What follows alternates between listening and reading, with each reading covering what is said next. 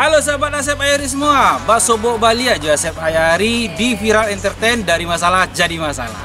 Kini kok Asep Ayari akan meliput event dari Tandiang Laka-Laka atau yang viralnya di media sosial kini Tandiang Lato-Lato.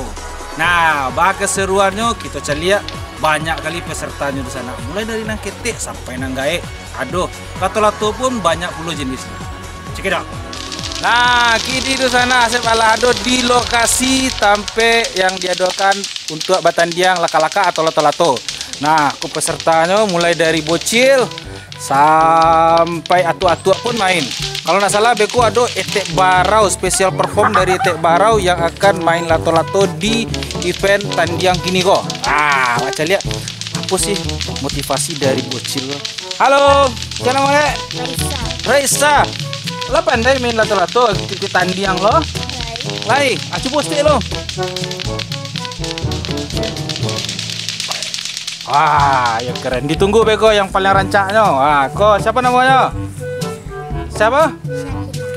Lama ini di sana.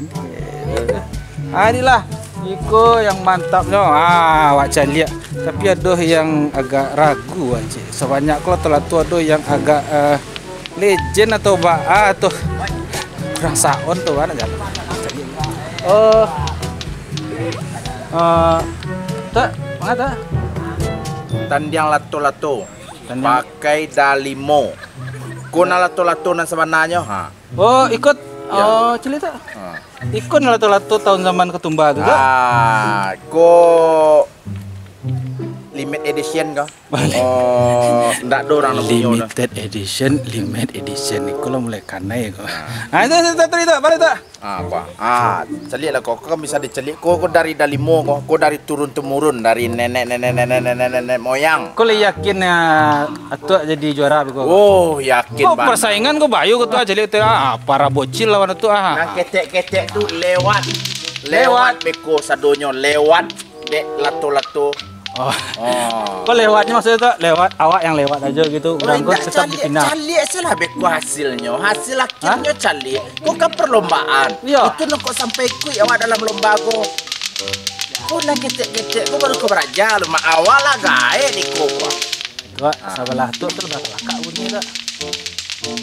Sebelum Tandiang yo diakui. Tapi kalau mental Tandiang di mental salah kenang, aduh Allah menang wana. Jadi lah tu, wak tunggu beko di pertandingan tu deh. Pertandingan Lato-Lato ya ikut. Cuman ada cik peserta leh. Kalau datang leh doh, atau lu daftar mungkin leh doh. Tek Barau kau nyo ketandiang lo kecilnya. Awak cali lo Lato-Lato nyo. Ali sakeren-keren adik-adik bocil kau nak. Kita tunggu.